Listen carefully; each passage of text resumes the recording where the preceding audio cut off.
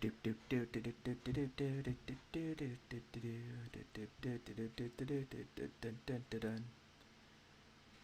it looks like we are live. Hopefully, people heard me. Thank you for joining us to OreAni, the end of 2021 fall season part 2. We didn't get through everything we wanted last week, so we decided to do an extra one this week. Not everyone could join, unfortunately, so we'll keep those people in our hearts. They didn't pass away, We'll remember you, always. With us today, though, let me see. Who do we have with us? We got Albert with us. Oh. Looks like a better setting than the office, huh? Yeah. We got Sean again. Hello. We're lucky to have Sean here. He has survived. He will survive. Yep, I recovered from Omicron COVID, and I'm just waiting for the rest of the country to get it. It's coming for all of you. Oh no. It seems that way. It'll probably hit me when I go to the movie, The Bell, right? Myself. Hello, everyone. And we got Vinny. Sorry about the late start. It's all my fault. It's not all your fault. Just mostly. So, we're here today. Jessica, unfortunately, couldn't join us. And also Neo from last week couldn't join us as well. Let me grab something real quick.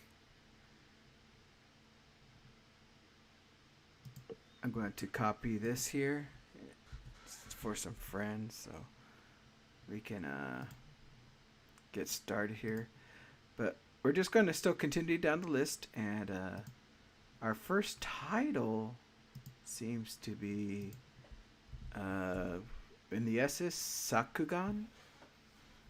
Did I say that correctly? Because I pronounce stuff really bad. Yeah, it's Sakugan. Oh. This was based on sort of science fiction novel.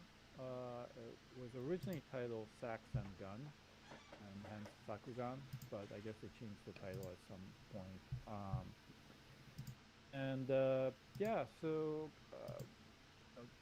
Not exactly an anime original. It is based off of something, but a little bit of a different story. I picked it up originally because it had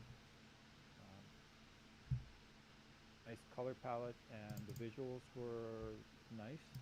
It was also supposed to be like a father-daughter combo, which is kind of unusual. And it's in the genre of technically science fiction and also adventure. So yeah, so I picked it up. First episode was really good. Kind of gave me a vibe between, there's some like Maiden Abyss vibes because they're all underground, but at the same time they're going around on different adventures, or so it seemed. So kind of a also Grand Lagan, the first part where they're going underground. So yeah, kind of that vibe. Did it live up to it? Hard to say. I did enjoy it, but I don't think it quite pulled everything together. In the first episode, there's some dramatic death scenes that happens to the main character's friends, and so you're led to believe, oh, no one's actually safe. This is a really bad situation. But in reality, for the rest of the episodes, I never really felt that they were in real danger, despite that kind of a promise that they made at the beginning. So that was a little bit of a letdown. Animation was pretty decent for most of it.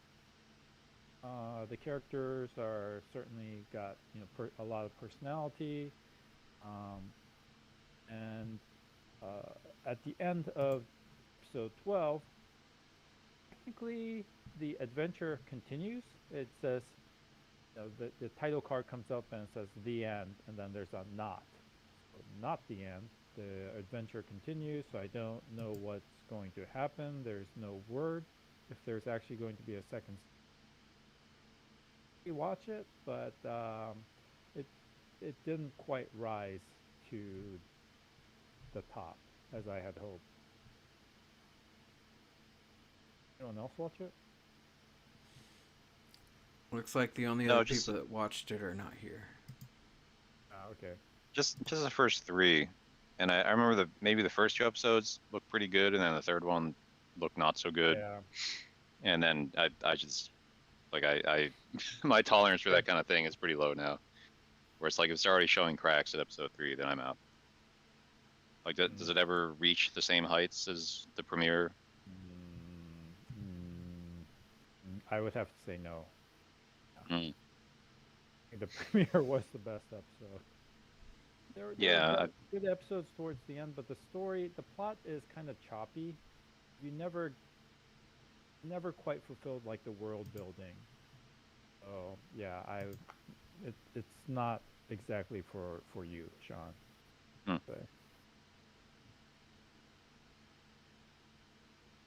So yeah, that's it. That was Sakugan. Let's move on. All right. Next up is another really strange title because it's of course an isekai, right? Of course. How do you say this? Sekai Saikyo no Ansatsusha Isekai Kizoku no Tensei Suru. Which- Izoku ni tensei suru. Oh, ni. I forgot the ni. Close. Well, I'm getting better. And that means I'm trying to click on this stupid link and it's not letting me. Oh, there it goes. The world's finest assassin gets reincarnated in another world as an aristocrat. I know you love that isekai. Oh yeah, isekai is my favorite. I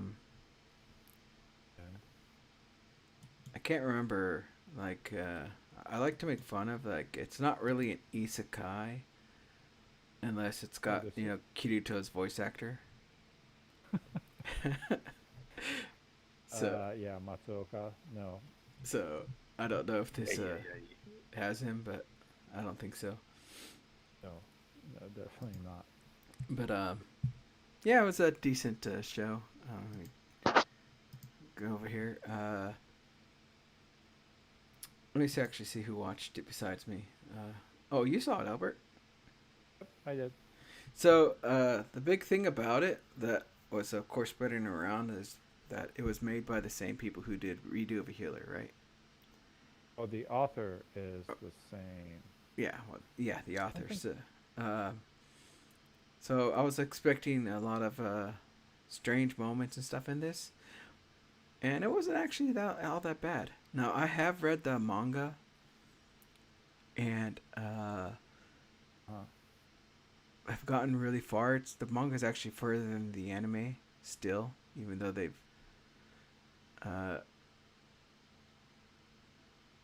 got through the whole first season, right? I think it was only 12 episodes, right? Yeah. So there's still plenty of content to continue on. Of course, they haven't achieved their main goal. But they did some things that they didn't do in the manga that I thought was interesting. So I don't know if it was because of the light novel, which I think this is based off of, right? I believe so, yeah. So, like, one of the biggest differences was in the manga, or in the anime, they showed these other heroes that were summoned, when they were summoned, and then how their life is now, whether they're successful or doing what they're expected to do by the goddess. And I never saw any of that in the manga. So that was something new and fun. To see the failures and how the other heroes are trying to adapt to this world as well. So that was kind of a new take on it, but everything else seemed to play pretty decent to what I've read in the manga, and I've kind of tried to sway myself from thinking that it needs to be like the manga or anything like that because I've been burned that way before. So I try to keep my expectations on everything's going to be its own original, you know, take on the source. Right. But as far as the manga goes, besides just how the storytelling is, it's not too different. There are some other things I think they did add, like the very first episode. I've never seen any of that in the manga, Mm. so that was all new content as far as the first assassination thing that they showed in the show.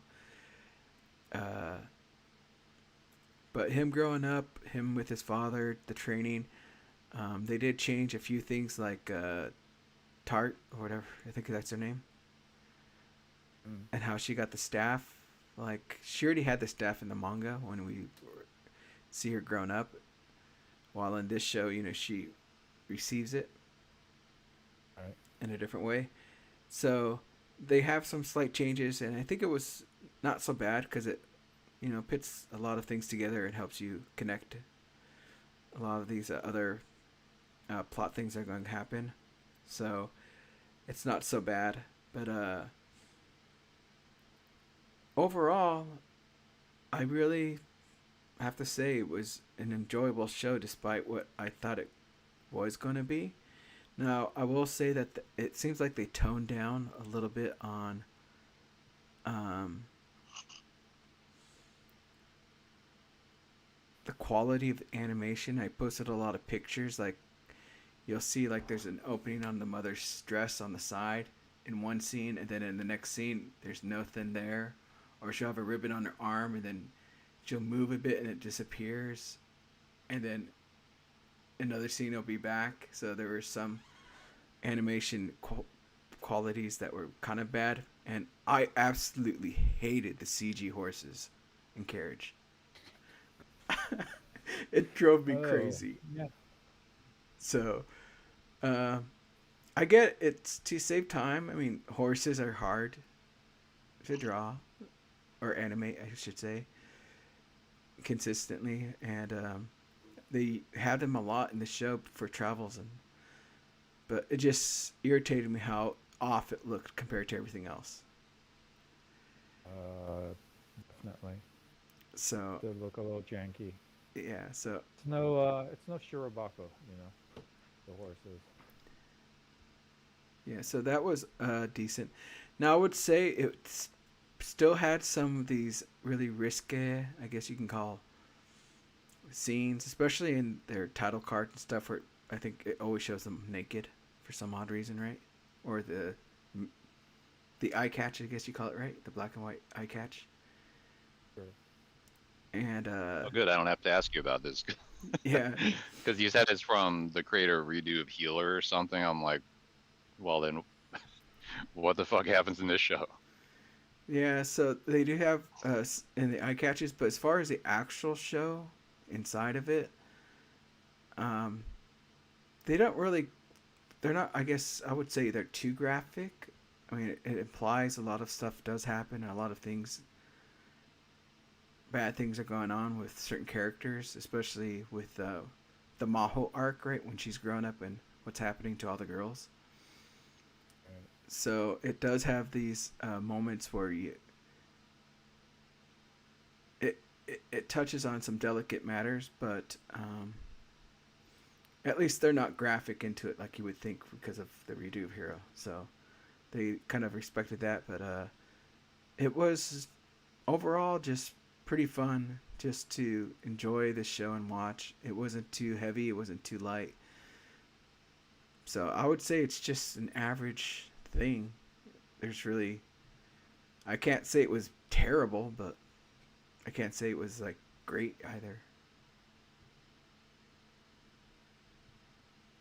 Yeah, pretty much. I mean, it's an okay isekai. Pretty middle to middle upper, I would say. It's I I think if you just showed this this show and showed an episode of Redo of Healer, you would have no idea it's the same person who wrote the story. But having said that, if you've watched the entire series, I think there are elements that he does bring in, and whether it's because of the adaptation or I'm sure that the writing is different, but from his wiki page at least, the author has been cranking out light novel after light novel with also writing for manga, but obviously he's not illustrating it. He has a lot of stuff. Um, there are certain themes where the protagonist is OP and lava is kind of isekai slash fantasy. Because like Redo of Healer was not isekai, right? It was a fantasy technically, and he's got another couple of other ones that are pure fantasy, but they're all you know what what you would think is fantasy in JRPG, not what we would think of as fantasy in Lord of the Rings. So there's that. Yeah, so one thing that I did like in the first episode, right? He's this old, about to retire grizzly, world's greatest assassin, voiced by a different, grizzly man, Junpei Morita, and he is betrayed, dies, and then the goddess summons him and is, afterwards reincarnated as a noble son. And it just happens that the noble's family is the king's assassins, right? But I kind of wanted the old guy to keep voicing the internal monologue of the young guy because he still has all his memories. It's not like he only retains skills or whatever. He knows exactly where he came from, what he did. Uh, so I thought it would have been more interesting if they used the old guy's voice for his internal monologues, but whatever. And and as usual, he finds all the he was an assassin. He knows about games. He figures out the best combination. Right? He doesn't go for the easy. This is a powerful skill, so I'll take it. He goes for the skills that, when combined, will give him an unfair advantage. So yes, he is OP, but he thought through it, right? And all of that kind of plays out. So I did like that he was using his brains, not just his brawn. Um, although at the very end, in the end, he's using an orbital weapon essentially, using magic to create an orbital weapon to wipe out someone. So is that really assassination at that point? Like using like a tactical nuke, right? To kill someone. So okay, I guess you did assassinate him, but there's a lot of collateral damage. It's funny. It was So perfectly fine. is he like in his past life? Is he like a modern man or something? Is he like Golgo 13? Yeah, Didn't he? essentially. Okay. He's Gogol 13. He, was working. He was working for a organization his entire life. Probably picked up from since childhood. Then at the very end of it, he's betrayed because they don't want him around. Right? He's a Hmm. liability now if he retires. So in his new world, he decides I'm gonna live for myself. Okay, I will take on this mission because that allows me to get a new life. But in the new life, I'm going to do I'm going to have my own will, not just be a tool. So it's okay. Uh,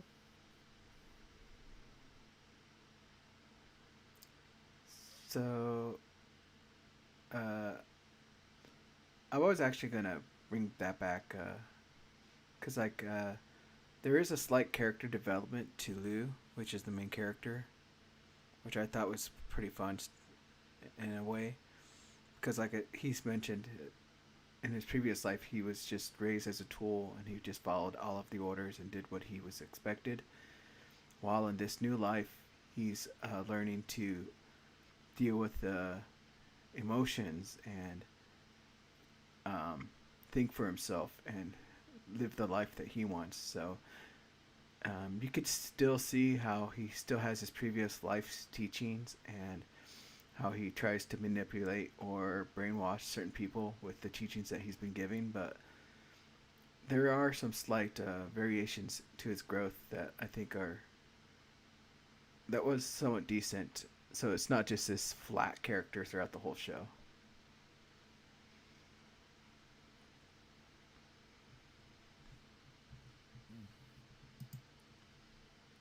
Let's see here. Vinny didn't finish watching it. What? Vinny, I was a captive audience. you're my isekai partner. Come on. Oh yeah. You finished this show. What is this show? Senpai ga Uzai Kohai no Hanashi. Yeah, that's What kind of my type of series. what is this? Like the third Uzai show of the season or the year? Is it? Because you got Uzaki, Nagatoro, and now this. Yeah, well, unlike the other two, this is not mean-spirited, which I just don't have an appetite for. This is more about your typical Kogadobo rom-com, lighthearted drama comedy series. This one involving office setting, and unlike the other two ones, Gambare Toki-chan and Getsuyobi no Tawawa, this doesn't have a fan service aspect to it. Very mild, nothing really serious, and no age difference that rears its ugly head or anything like that. Basically, the main character, Futaba, is very short for her age. She's 22. She looks like a middle schooler who never really grew out of that phase physically. And she has a huge complex over it, and she's paired up with a superior who's basically mentoring her, who happens to be the bear of a man who's like 6 foot, freakishly tall and has got big physique to it. And he always treats her like a little kid, and she's perpetually annoyed by that treatment. But then her inner feeling is that she's liking him, but she's also afraid that he's not taking her seriously enough. So that's the ongoing process of the whole series. And there's a couple of co-workers thrown in there that kind of complements her life at offices and outside.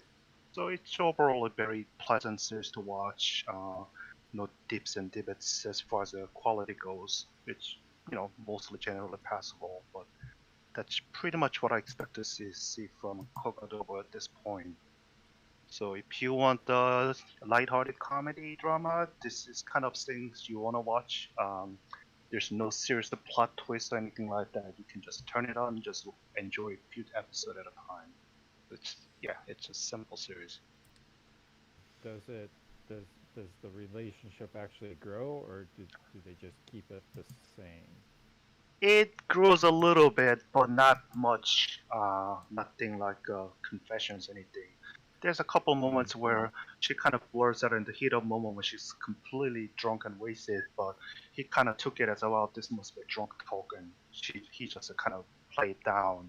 And when she sobers up, she realizes what she has done, so she's embarrassed by it, but then she's also annoyed by the fact that her senpai is basically taking it, oh, it's just a drunk talking, I'm not going to take it seriously. So there's always that going back and forth. So I have seen a few episodes because I have some friends that liked it. Mm-hmm. Didn't watch all of it, so I will admit that skipping around, I think I missed some key important parts, like how certain people or how certain relationships are going together. I think. Yeah. So, unfortunately, I don't think each episode's a standalone. While you could still enjoy it, like I still enjoyed watching it, but just knowing why he's embarrassed or why there's these certain people together, I wasn't able to put together because I hadn't watched everything. But it's yeah, I mean, it's not too complicated, but yeah, if you just pick a random episode, it kind of gets you into, there's like a subtle plot that drops in that kind of leads to the development, especially for her coworkers. One is Toko. She's the your typical OL lady that does secretarial work, and another coworker called Sota, who likes Toko, but then he also knows that everybody in that office is basically gunning for her for obvious reasons. She's well liked, she has a pleasant personality, she's well endowed, and yada yada yada. So he's trying to keep his feeling for her hidden, and Toko is always being bothered by all this attention she's getting, so she's trying to get away from it, and Sota accidentally being this helping hand to rescue her from the tight situation, and that turns into sort of slowly developing feeling for each other. But once again, towards the end of the series, none of those relationship actually move towards a past the initial phase of kind of getting slightly closer than the first episode. So if they were thinking about making second season, I'm sure that's what they're gonna angle it for. But I don't know at this point if they're gonna have a second season. Try and lower your volume just a little bit. The one thing I will say though, compared with this show with the other two, which was Uzaki and Nagataro, Mhm. the other two tend to have the someone that's always antagonizing, someone that's always picking and trying to be an annoying type. While this one, more or less, it's the guy's annoying because of how he is and how he interacts with everyone. It's not him purposely picking on her, right? Right. So I think that was like one of the biggest difference that I noticed. Yeah. So it's not necessarily like a show picking on you because I like you or I'm picking on you because I find it amusing. It's, oh my god, this guy's annoying because he can't get these subtle hints, or just certain actions are like he's so tall but he's trying to do stuff to compensate because of my short stature, which I find a little bit of annoying type of thing, you know. That's how she feels. So Yeah, she mostly self-destructs based on her inner monologues and feelings to it, more so than him actually doing anything to really be bothersome. yeah, so that was the slight difference I found with this show compared to the other annoying senpai or kohai relationships.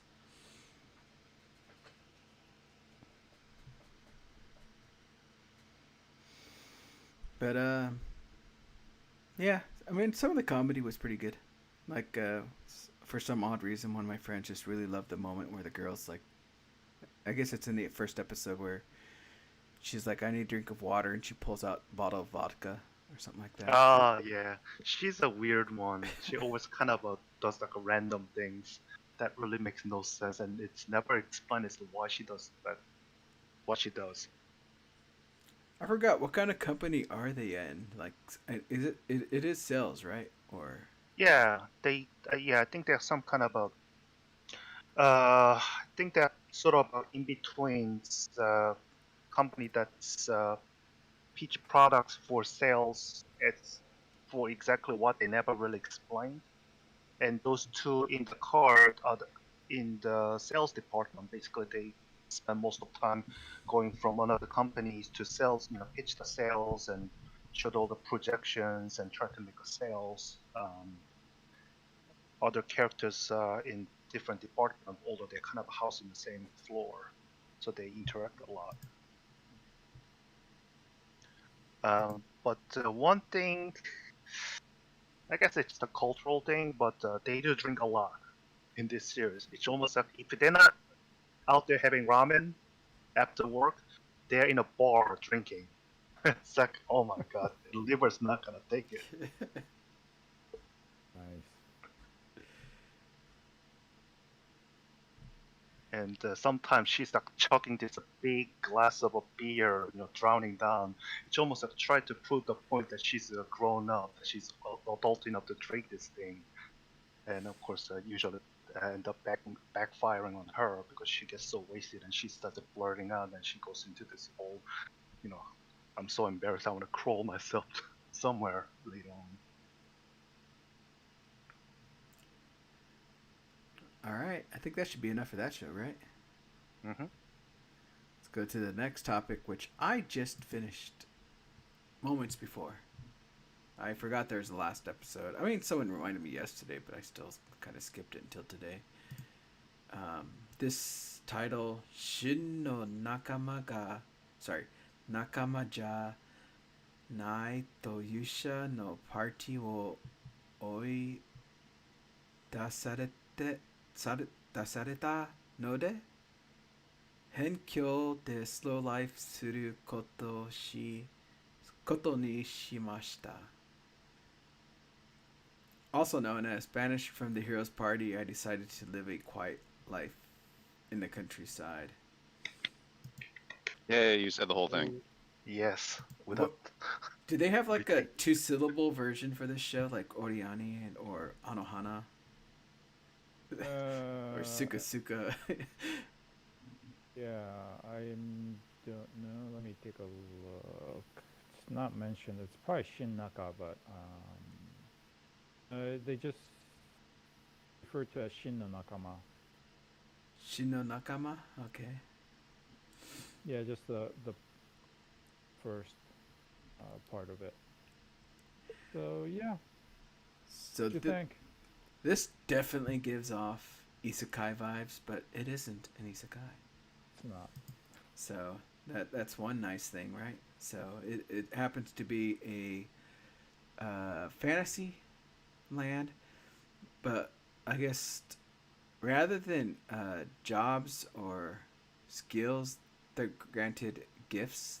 They call them, I believe, right? Is it blessings? I think it's bless. Or blessing, yeah, Yeah, blessing. blessing.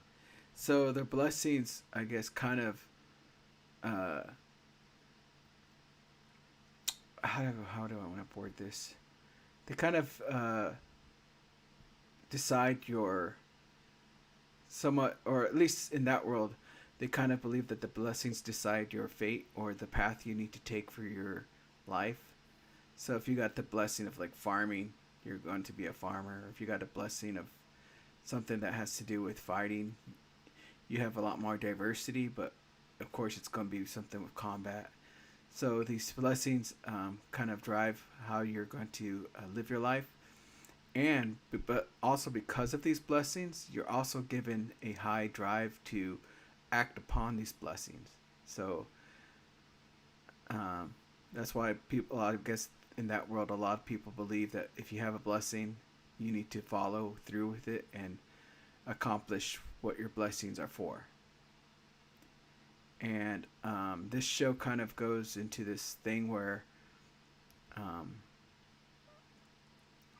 think the underlying thing was like just because you have this blessing doesn't mean you have to live according to that. That your life is your life, and that these blessings can be used to help yourself live your life, but it's not something you have to take as your path in life. But other than that, it was just really just an entertaining show. Let me see here. What I think I called him Red, right? Most of the time, Red was part of the hero party. His blessing was a guide, so he was there to guide the hero, which so happens to be his little sister, and he is kicked out of the hero party and decides to live his life in tranquility in the this small town and run how do you pronounce that, apocryphy? Apothecary. Apothecary, yeah. So he decides to run one of those, and with the help of the town and his friendships that he creates living there and helping everyone, he's able to get a building and starts running it. And of course, like I think we mentioned at the beginning of the season, he meets the girl called Rit, which is infatuated with Red. You can tell just by her actions, and she decides to move in with him and help him with his shop.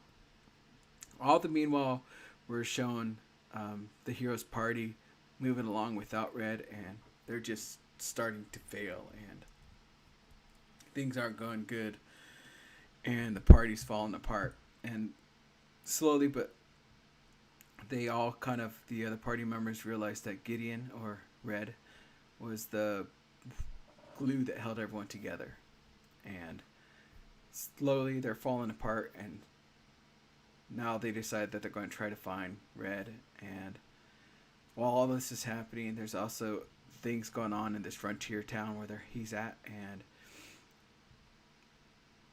he's trying to help the town with what's going on and solve the problems. But of course, he doesn't want to stand out as well. So there's this whole little thing going on in there. I don't want to say too much because I don't want to spoil it for everyone. But it's a very nice show, and it was really a calming show. It's kind of runs as a slice of life at most times, and we would actually use it to kind of go after 86, which was a heavy show, and watch this to kind of have this nice relaxing calm down phase before we started watching other shows. And it it was just really enjoyable. And as far as this fantasy with the main character being the way he is, he's not OP, but he's strong enough to take care of himself and be respected. And also, it's not a harem anime because there's not like 5, 10, or whatever, how many girls you need for a harem to follow this one guy or after this guy. So that's another big change if you're tired of the harem trope being played in these fantasy stories. But I think it's a nice show that I can actually recommend to quite a few people to try to get along, because the animation I think was pretty consistent throughout. I mean, maybe with the fighting scenes it was kind of poor, because I don't think this show was meant to be targeted towards the combat and battle. But other than that, I felt myself getting attached to these characters and really caring for them, compared to a lot of isekai where you're like, you pick one person or there's a few people that you're like, oh, these are pretty cool. And also it has a really good antagonist, one where you just really hope he gets his upcomings. Uh-huh. So, I mean, animation quality wise, maybe you were just looking at Rit the whole time, which is clearly where most of the budget went to. But even as early as episode 2, I noticed some things were off model. Oh, So not the best. And then the action scenes towards the second half, not good. and and the choreography and the spatial arrangement made no sense in some of the battle scenes. So they did the typical, even though this is a light novel that got adapted, there's a manga which is not as, so the anime surpassed where the manga is as published, right? But even though there's some moments where the animation just kind of is passable at best. So I had some issues with that, but overall the story is far more. It was a surprise. It was better than I expected for this. The mystery that they needed to solve, the problem that arose in this frontier town, right? They're on the borders, so there's no super strong party. There's no super strong monsters, but things are happening in the background, and there's a mystery to be solved. So I was fine with how that got resolved, and especially the entire thing was mostly about relationships, and the relationships that Red / Gideon has built this frontiers town, and also the relationships that he had previously had with the heroes party and with his sister, and how that all comes back to the question of is the blessings all that there is, or is there something else more to it? So I don't know if the light novel went into more of that, or if there's a continuation because towards the end there's some revelations that happen that are still not completely resolved as to what the blessings actually do, who the first, the original first hero was, and what they had intended to do. Who are the gods that give you these blessings? All of that. So, but I will give the show props for a relationship actually develops over the course of the series. By the middle, they're living together. They, are clearly into each other. Uh, they're they take baths together. They kiss. They cuddle. They hold hands. All of it, right? So for them, I'm so just bored of will they or won't they, and they won't eat. They hold hands at like episode 12, and you're like, what are they? Is this like elementary school kids? Can you not behave as adults because they are adults. They've been actually I think he's like in his early 20s. Yeah, I think Ruti, his sister, is somewhere around 16 or 17, and he's 5 years older. I think 5 years older than her. So yeah, that was a refreshing change of pace that they actually had a relationship. Just for that alone, I'd give it props above all the other generic fantasy and isekai shows. Mm-hmm. Or someone's banging. I will say there are some moments that I like how they showed the problems with the blessings and stuff. Like there was this one moment where she kind of puts her hands out and is trying to calm herself down. She's like, "What are you doing?" She's like, "I'm trying to calm my blessing, or else I'll kill you." you know. And so when they had moments like that, I thought was really fun and enjoyable. But I will say, um, I will admit I don't think I was paying too much to the animation because I didn't really notice too many drops versus whatever you mentioned. Um, I was there mainly just for the story because I like this story was really good. So, other than that, Vinny, do you have anything to say about this or? Well, I like the opening music. It's weird. It's very lighthearted. It's almost as if they're trying to emphasize the whole slow life part of the series. Threw me off a little bit, but I kind of grew to like that. And I keep saying it. I keep saying it again. But the Ruti looks like a karma from the fake granddaughter. So I'm keep watching it. Like, wait a minute, why is it karma here? But other than that, you guys pretty much nailed all the plots and points and animations.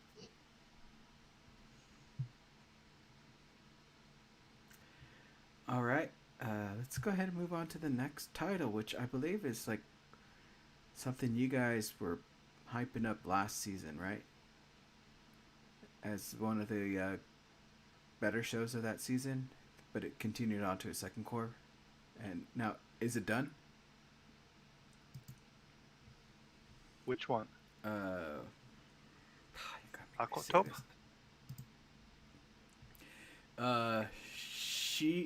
Shiroi. Wait, Shiroi Sunan no Aquato. Yeah, that's done.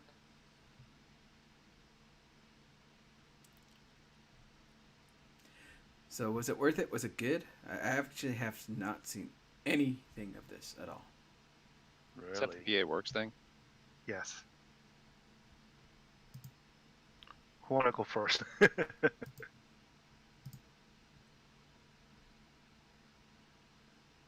No one?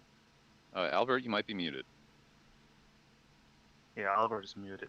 Oh, sorry, I'm muted. Yeah, I'm muted because there's some banging going on in the apartment below. Not sure. I think they're hammering something. Okay, so yeah, Taupe Aquatope on White Sands is a PA Works original, right? So I've been a big fan of PA Works. They've had some hits, and they've had some certainly have misses. Nagi no Ascara and Glasslip being two horrendous misses, I think. On the other hand, PA Works is known to have not set their company is not in Tokyo. They're in another place, which I forgot exactly where, but they have a much better working situation. They're kind of more modeled after like OreAni than these other big studios that are meat grinders. They do care about their workers and animators and their staff. So there's that anime original. There's that, and similar to several of their other works, it's not set in Tokyo or Osaka. This one happens to be set in Okinawa. So all of these things are big pluses for me to watch, and I didn't realize it was going to be a two-course show when it first started, but it's really good. I really enjoyed it. So the story follows.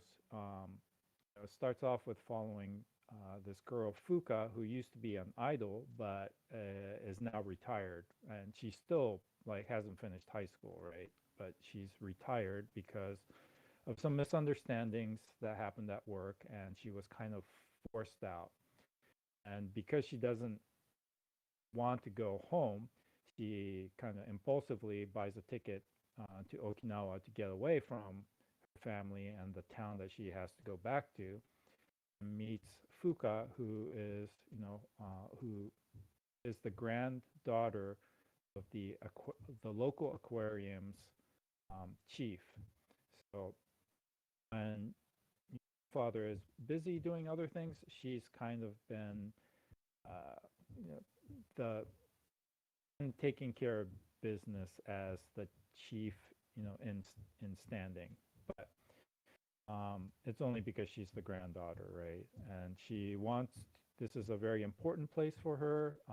Her parents have passed away. I know it's a trope, but they actually explain that. And she lives with her grandfather and grandmother, and so that's kind of the setup. And because Fuka wants to protect the aquarium, and because Kukuru, who's the Okinawan girl, wants to protect the aquarium, Fuka comes to live with them and to try to, because she feels her dream has ended, she tries to support Kukuru's dream of keeping the aquarium alive. So the first half of the show is in this Gama Gama aquarium, all about the characters that are there, the relationships that they start forging, the struggles that a little local aquarium has, and it's clear that the aquarium, by the end of it's past its time, right? They can't maintain it, and so a lot of the staff will move to a new aquarium. And when Kukuru and Fuka graduate from high school, they decide to go work at this new aquarium in Okinawa, this new big modern facility with the latest and the greatest. But it still has there's a lot of issues when you're starting up an aquarium. So and Kukuru, who has all these experience as a caretaker, actual aquarium. I don't know what you call them, but she has experience behind the scenes. She's forced into a management, actually a marketing role, and she has to struggle with that and to try to understand why was she put into this role, why is she asked to do these things when she don't want to, and all of that is about character growth and arc. So you've seen plenty of PA works, the Three Working Girl series, which is Hanasaku Iroha, Shirobako, and Sakura Quest. Right? And this is not titled as a working girl series, but clearly that's kind of where the inspiration, I guess I would call it a spiritual successor to those three series, as the two main girls and their friends, are trying to grow as they mature and become adults and try to find their way in life. So yeah, a really, really strong recommend for me. The animation quality was always good. Some amazing aquarium scenes. Character growth, character arcs are well established, well thought out. They're believable characters. The story, it's not like by some miracle this little aquarium survives. No, it is it is the end of that aquarium, and there is no fairy tale ending, so to speak. The struggle continues. So I cannot recommend it enough for people who love that kind of drama and character growth. Um, and I think this is another PA Works hit for me. So I've blabbed on too much. Vinny, what do you have to say? Well, I mean, you pretty much nailed all the points on the plots, so I'll skip on that. To me, it felt a lot like, as you mentioned it, Albert, sort of like an unofficial trilogy of sort for PA Works. They seem to, I mean, this whole girl who lost bearings and end up in a boony somewhere seems to be their bread and butter. As you said, as with the Hanasakuiroa and the Sakura Quest, both of them started off with where the main character ends up in middle of nowhere. I mean, the Hanasakuiroa was like old, dilapidated spring town. Sakura Quest is a farming land, and now this one puts her into Okinawa, small island in the far end of the Japan. And it starts up there and they build a relationship, befriends the other character who complements her, and goes through the whole lot of setbacks that's realistic enough to make it believable that it doesn't happen. The fairy tale moment doesn't really happen in a grand scheme of make things everything better. You just have to basically learn to face the hardship and mature from it, and for all and they end up becoming all for better, which I like that very much. And to my take, this is a series that I would love to watch at nighttime with all the lights up, because of all those aquarium scenes are fantastic. It gives a nice soft blue glow, and when you watch it at nighttime, it kind of gives an eerie sense of you feel like you're actually being in the aquarium in the darkness. So that's something I've really enjoyed immensely. I like the music ending more so than opening. Opening seems a little bit too much about idolish music, which I get it that Fuka was a failed idol, so they kind of throw that in there.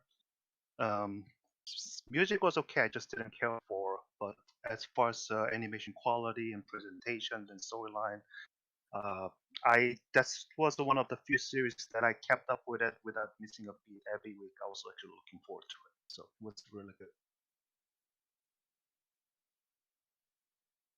I've never been to Okinawa and I don't know that much about it, but I do know that it's not just anywhere in Japan. So I gotta ask, do they have any Okinawan characters? Do they have any American military characters? Uh, Uh, don't remember any American military, but Kukuru is Okinawan. Her grandparents are obviously her friends, her local friends are. They do throw in some Okinawan dialect.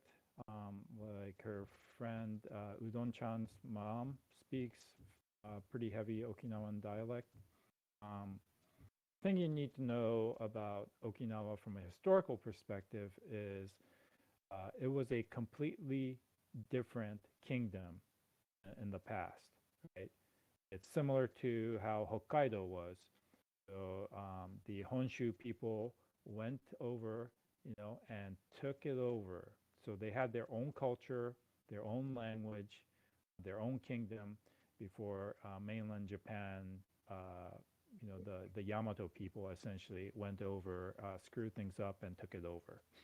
So I'm kind of shorthanding it, but it is what happened, similar to in Hokkaido, where the Honshu people, right, the Yamato people, went over and took over from the Ainu and drove them into a very minority situation. So yeah, Vinny says it's the Ryukyu Kingdom, but Yeah. the entire chain of southern there's a name for not just the Ryukyu, but the other islands too. But that essentially became the Okinawa of modern Japan. So it's a long history of their own. I really enjoy it when they, PA Works and their previous, what the heck was it called? Irozuku, which is, I think Irozuku, the Myriad Colors or something. Let me double check the title. The World in Colors. So that was by the same director as this, and the setting for that was Nagasaki. So I like that they're focusing on different parts of Japan. So yeah. Yeah, I do like that PA Works does that. So they set their stories somewhere, and you're keenly aware that it is a place. I guess the most of that is the one that took place in Kyoto. I'm trying to remember the name of it. Uchoten Kazoku. That one. Oh yeah. Eccentric Family. That But- was based on a novel. Yeah. I'm hoping for the third at some point, but yeah, so PA Works, I mean, again, if you look at the history of PA Works, they've had hits and they've had misses.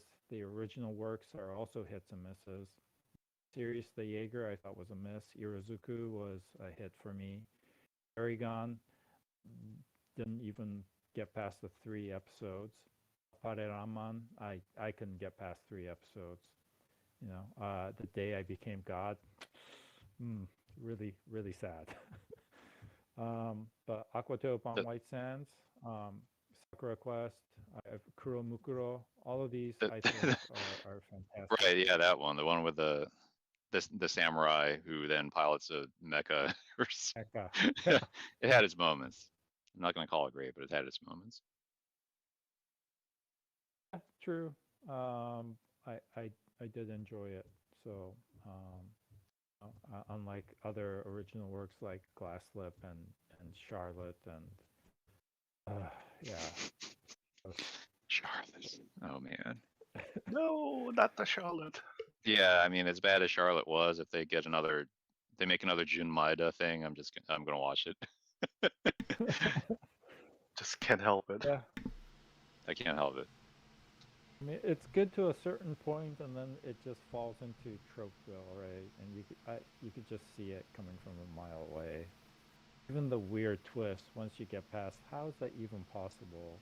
Twist, and then it just falls into Tropeville. So, yeah, the Aquatope on White Sands, a really high, strong recommend from me to anyone who loves character arcs and drama. This was really, really well done.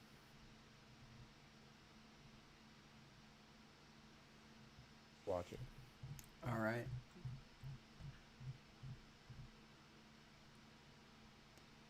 I don't know. I'll maybe try to watch it this season since there's not too many things going on, I think. So our next title. This season is kind of low and weak. The next title is Takt OP Destiny. Yeah, so the OP stands for Opus, so it's Takt Op Opus Destiny. It is a mixed media project. So yes, it's about classical music, Bandai Namco, and DNA, I think, is the other one. Yeah. It is a joint production by Mappa and Madhouse, and has a mobile game developed by a game studio titled Tact Opus. So, I mean, yeah, the first episode was great. Second episode, you could clearly see that it was by a different studio. There's some animation style shifts. Um, uh, Starts off strong. It's about music. It's about some ridiculous, alien invaders and musical magical girls, right? And action scenes are great, but then and it's also set in America, and it's a road trip. So, um, the heck were they? Or on the West Coast, they have to go through Las Vegas, and they're trying to make it their way to New York because they're taking a southern route because the Midwest has been taken over by monsters and it's ruined, apocalyptic ruin. Doesn't make a lot of sense, I know. Well, it's almost like real life. The problem with this is, yeah, the story doesn't actually make a lot of sense once you really get into it. And um, animation does go quite a bit up and down. The villains are cartoonish, the betrayals are cartoonish, and the world setting, um, it just doesn't, hold true because if you understand anything about the Midwest, you know that that is where the farmlands are. That is where all the food comes from, right? Um, and if that's all inhospitable and you can't get stuff from there, how are all these people on the coast still have all these, food and bakeries and coffee shops and the entire world is supposed to be disrupted, and yet it's just that you can't go there, but the rest of the world is just fine. It doesn't make any sense. It's one of the greatest So, people. mhm. In the end, it was disappointing. It was just a letdown at the very end. I was Did they ever very go to New Orleans? unsatisfied. Yes, they do. Sweet. You know they do.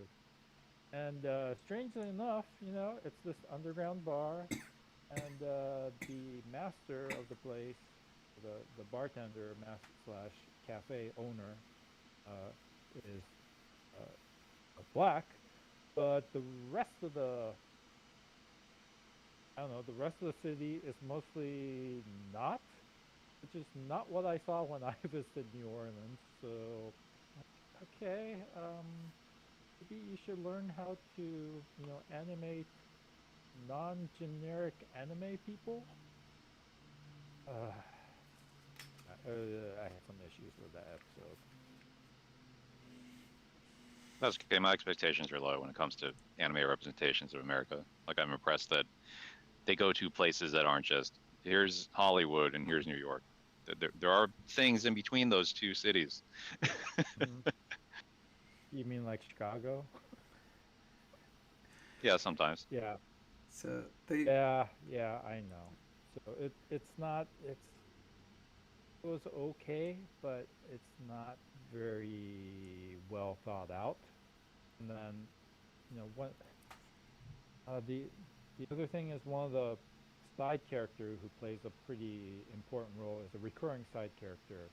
Right? The way it's not obvious, but at least when you're watching it, and if you were just reading subtitles, the way he talks in Japanese is extremely feminine, and he's kind of dressed flamboyantly. Um, I think he's supposed to be a gay character, but again, that representation is not great. Lenny's representation is not great. I had some issues with that too. So, yeah. Again, This character is like too over the top. Is that what you're saying? Or Yeah. okay. Well, yeah. I'll post something in chat so you can take a look at what he looks like. But um, again, I saw some debate about that. But when you listen to him speak in Japanese, he is clearly not speaking as he's not speaking in the sentence structure and the end, the sentence endings and the the formalities of the typical male. So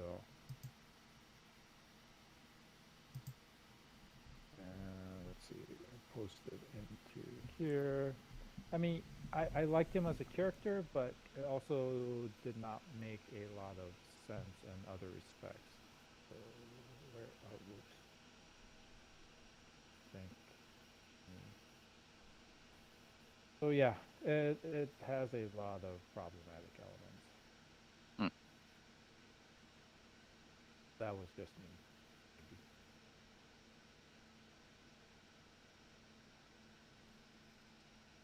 I can't really recommend it except for like some of the fight scenes. But even then, towards the end, the fight scenes kind of came meh. I Okay, loved maybe it. I'll just watch the New Orleans episode. I have to say I loved it though. It was really good for me. Um, Why did you like it so much? I don't know. It was just really enjoyable, just fun.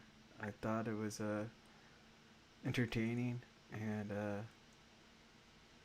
just I've noticed we did notice a lot of weird things like you mentioned. Like we even made fun of that when they were in New York. There's a building that had Whole Foods on the side of the building and stuff like that. And there's a lot of other product placement that you can kind of catch to decide like, oh, there's Coca-Cola thingy there and that stuff. But Did they change the names, or what? no, they would have like for Whole Foods they had certain letters covered, so you could tell with the Oh, text and everything what it was. Or even for the Coca-Cola one, all you saw was just the word cola, and everything else was maybe blocked. mm-hmm. So you had moments like that, and I think even made fun of one scene where, like you mentioned, with the animation wasn't too great at some points. Like we're making fun of this one person's like she's not even wearing shoes. It looks like she just has socks on, because they didn't even bother to put in the details for that one character. But I don't know. It just it was just really enjoyable to me just to watch and have fun with it. Um,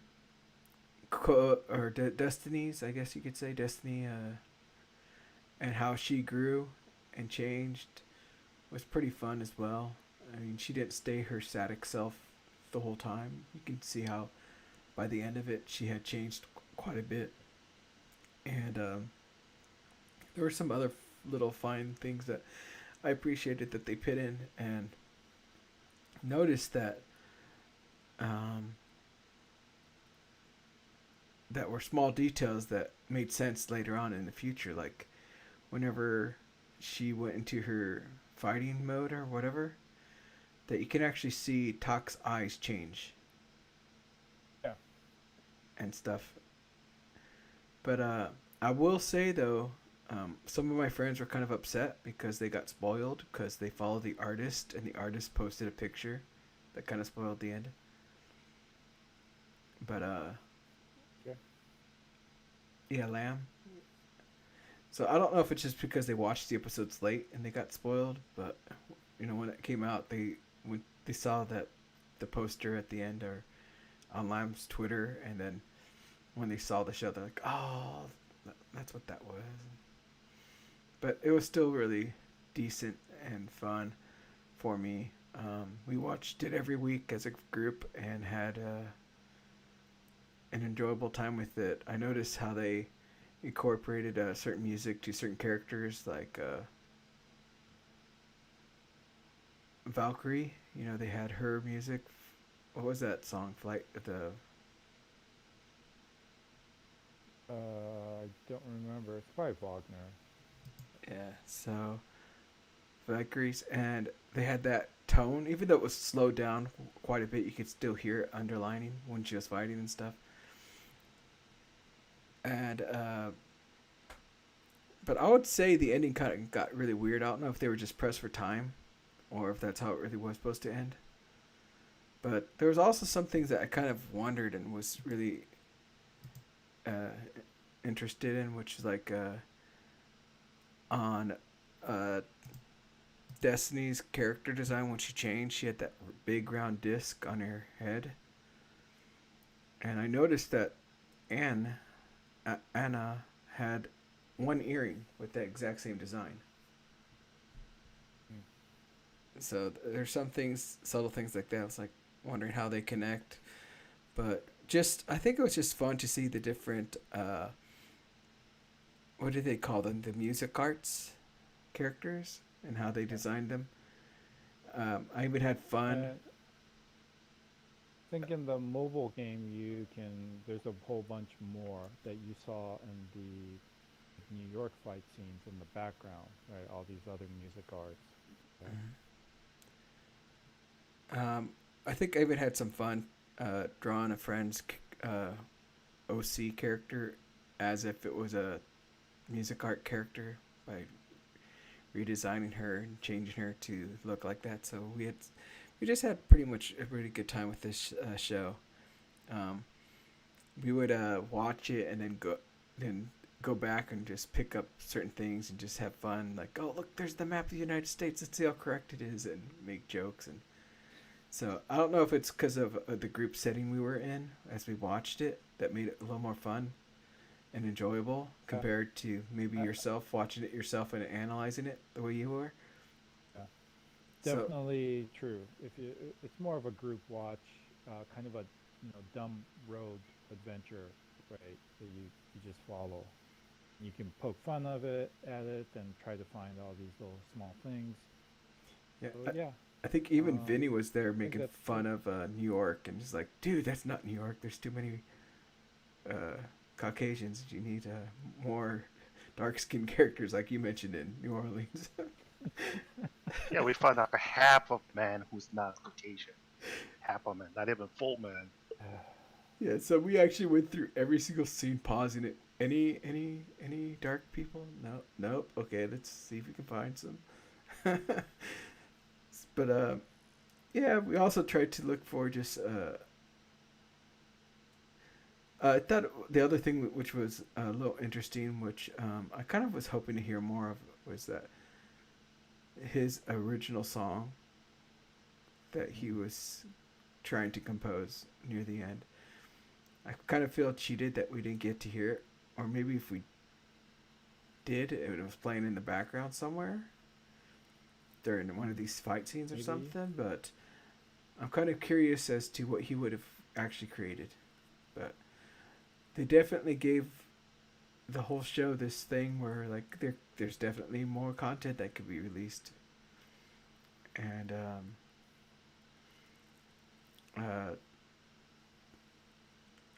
I think they also had end cards in this show, so they had some beautiful illustrations. I think at the end. Was it this show? I don't remember. It's possible I might have watched a clipped version. So I can't remember now. I remember one of these shows this season had some that was really fun, but yeah, I mean, I guess it's just because of my group setting that we just had so much fun with the show, and it was just entertaining.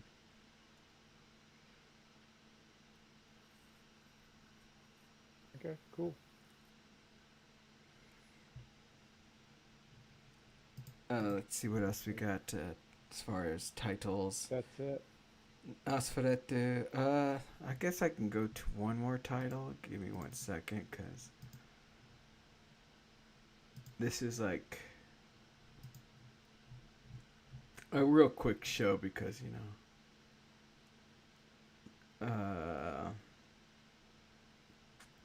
don't even have a title card for it. Wow, nice job, folder. I'll just turn off the title card here. Then, which is Tawawa no Getsuyobi. season 2.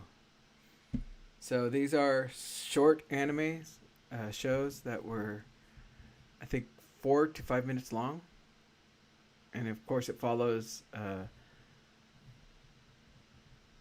right after season 1. But we're introduced to 2 new characters that I can think of. So we still have Ai-chan, which is the main. I'm going to consider her the main girl for the whole Getsuyobi Tawawa series. And then we have the office lady, which I don't know if they ever really mentioned her name. And then those were the 2 main characters that were always shown within the first season, and they make their appearance back in the second season. But they also introduced this new character, which just so happens to be a student in high school, and they kind of show her backstory where she is now out of high school, and she's now together with the teacher she fell in love with. So, and then the other one is another, I guess, high school student who's becoming an idol, and she messes around with her childhood friend, and is always pulling these slight pranks and stuff. But you could tell that she's there's this relationship thingy probably that's going to bud between those 2. And with those, we're still given just the same old stories with these characters where the main focus are these busty women doing things and putting them in situations where it's just basically eye candy show. And is it bad? Not if that's what you're looking for. So I can't say I was disappointed. I got what I wanted when I watched it. I, of course, bought in a few of their books and such, but I've never gotten the first few. So I don't know if it's following the book's story or if they went with their own original story. So I have no idea because I've never read them. I've just been collecting them. But I do remember you mentioning that someone does translate them, right? On Twitter or something like that. Yeah, I mean, he posts his illustration on Twitter, and if you just scroll down, someone would have, English or Spanish or I think Portuguese too. I've seen this. Is that right? Tawawa. I think actually for Tawawa, Ennio Kanemitsu has been doing the translation, but he just writes the text. So I don't know if you know who that is, Sean, but he was in charge of all the Evangelion translations in English. But yeah. I don't know offhand. Yeah, so this is, I guess, your fan service episode of this season, which is hoping to be short. So I think last season was the dorm mother of the goddess dormitory, something like that, which was the ecchi show of that season. So Getsuyobi is this season, and then I think also Ganbare Doki-chan is somewhat another one, but that one focuses mainly on tights or something like that. I didn't watch it all, so. Oh, it's by the same author as Mirror Tights. Yeah, so I mean it had that same kind of feeling, but I don't know. It was just really weird. I didn't watch it all. I think I only saw 2 episodes. And I know it's short and I can get through it really fast, but I'm just still like on the fence of like, do I really want to finish this? I don't know. But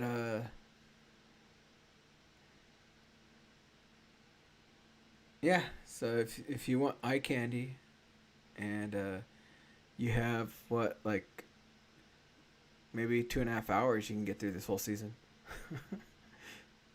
No, you don't even need that. They're only like 5 minutes. Well, I mean, the season one OVA and season two. I don't remember how long the season one OVAs are. The OVAs are shorts as well, but I Yeah. think there's 3 of them. So, I guess you don't even need the half, just 2 hours, less than 2 hours, huh? But yeah, it's a quick go through, and not much else to say about it, other than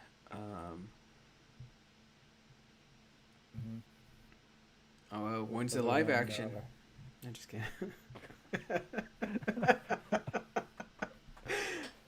well, after Netflix Cowboy Bebop, I don't think there's gonna be any more live actions.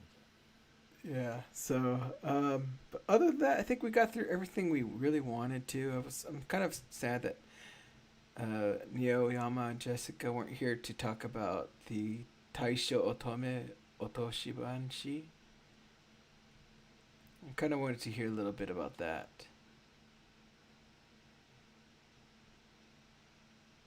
Because I thought that was maybe something that might have been interesting. Maybe she'll tell us later. We did skip Nosferatu because I think they're doing a second core right now, right? I So we can No. continue that next season. Other than that, there were some OVAs that were released during this season, but they're kind of put onto the next season's list. I think it's like that Golf Saniro or whatever you call that one. And also, Mahoka released a pretty long OVA. I think it's like an hour long, called Remembrance. I think there's some El Malloy 1 hour OVA thingy. That's that like Fate spinoff. Yeah, that came out. I think it's on Crunchyroll. So we do have those things that did come out as well. Yeah, we can maybe tack on to next one. There is Belle that's getting a theatrical release this week, right? In IMAX, it's going to be Tuesday. released early, and then for the rest of the theaters, it's going to be on the weekend, right? Mm-hmm. So we do have that coming out. That's from Mamoru Hosoda, right? The Mm-hmm. Yep. Girl Who Leapt Through Time, Summer Wars, and The Wolf Children. I think the big 3, right? And what else is there? I guess nothing else really to mention. Do you have any announcements or anything you guys want to mention?